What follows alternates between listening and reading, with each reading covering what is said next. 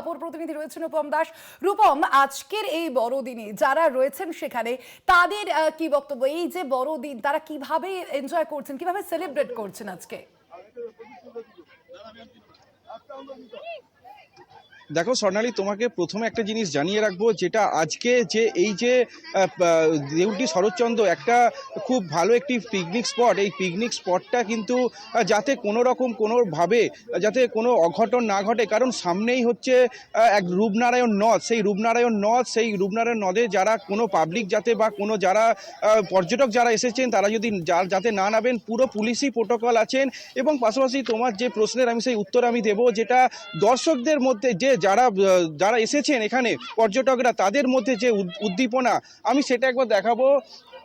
যেটা দেখা যাচ্ছে যে একের পর এক যারা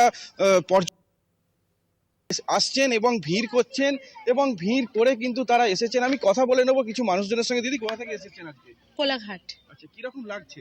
ভালো লাগছে, এই যে ফ্যামিলির সাথে এসেছি। আচ্ছা, দিনটা কিরকম ভাবে কাটাবেন? আনন্দ করেই কাটাবো। Thank you.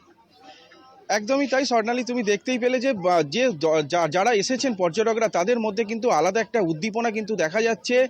পাশাপাশি এইখানে আরেকটা জিনিস আমি তোমাকে জানিয়ে রাখবো, এই যে জায়গাটায় যে পিকনিক স্পট, এই পিকনিক স্পটে যখন যারা এখানে যাবতীয় যে জিনিস যদি নোংরা না হয়, তার জন্য কিন্তু পঞ্চায়েত থেকে কিন্তু বিশেষ ব্যবস্থা করা হয়েছে, ডাস্টবিনের ব্যবস্থা করা হয়েছে। সেই ডাস্টবিনে তারা যাতে আবর্জনা তারা ফেলে যান, তার জন্যও কিন্তু বারবার কিন্তু সতর্কতা করা হচ্ছে প্রশাসনের তরফ থেকে এবং পঞ্চায়েত থেকে। স্বর্ণালী, একেবারে সেখানে ওখানে যারা যারা রয়েছেন রূপম, তাদের সঙ্গে যদি একটু কথা বলে দেখা যায়। একদমই। দিদি, কোথা থেকে এসেছেন? ফুলগাছিয়া থেকে। কিরকম লাগছে এখানে এসে? পরিবেশটা খুব সুন্দর, খুব ভালো লাগছে। কোনো রকম কি ডিজে বক্স বা কোনো কিছু কি বাজছে এখানে? না, এখনো পর্যন্ত শুনতে পাইনি। আচ্ছা, পুলিশি তৎপরতা কিরকম পেয়েছে এখানে? দেখলাম তো সমস্ত রাস্তায় পুরো ভালো লাগছে। পরিবেশটা খুব সুন্দর এখানে।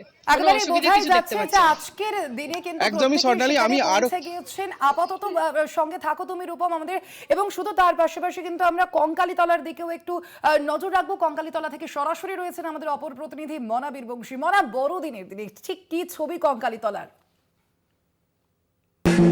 দেখো সোনালি, তুমি জানো যে আজ 25শে ডিসেম্বর, বড়দিন, মেরি ক্রিসমাস, এবং অবশ্যই আজকের দিনটা উৎসব মুখর একটা দিন। কাজেই বলা যেতে পারে যে এ রাজ্যের অন্যতম পর্যটন কেন্দ্র বীরভূমের রাঙ্গামাটি জেলার শান্তিনিকেতন। সেই শান্তিনিকেতন থেকে মাত্র 5 কিলোমিটার দূরে বীরভূমের যে 5টি সতীপীঠ রয়েছে তার মধ্যে অন্যতম কঙ্কালীতলা। সেই কঙ্কালীতলা সতীপীঠে কিন্তু আমরা রয়েছি। অবশ্যই কঙ্কালীতলায় যে ছবিটা মূলত উঠে আসছে একটা উৎসবের মেজাজ। তার কারণ এখানে সতীপীঠ কঙ্কালীতলায় যেমন দূর দূরান্ত থেকে আসা পর্যটকরা তারা সতীপীঠ লম্বা লাইনে দাঁড়িয়ে পুজো করাচ্ছেন, ঠিক সেই রকমই আরও একটা ছবি, সেটা হচ্ছে তারা কিন্তু এই উৎসব মুখর দিনে রীতিমতো আনন্দে মেতে উঠেছেন। আমার ক্যামেরা পার্সন সহকর্মী রয়েছে অনির্বাণ, তাকে বলবো একটু বীরভূমের সেই আদিবাসী নৃত্য তোমাকে সরাসরি নিয়ে যাবো। সেই ছবিটাই মূলত তুমি দেখতে পাচ্ছ যে সতীপীঠ কঙ্কালীতলা মন্দির যে আঙ্গিনা, সেই মন্দির প্রাঙ্গণে মূলত বীরভূমের অন্যতম ঐতিহ্য লোকশিল্পী আদিবাসী নৃত্য।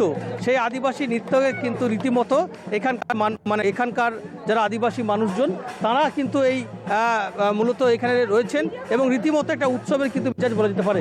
এখানে দুটি টিম রয়েছে, আমি বলবো একটু যাওয়ার জন্য এবং সেই ছবি দেখানোর জন্য।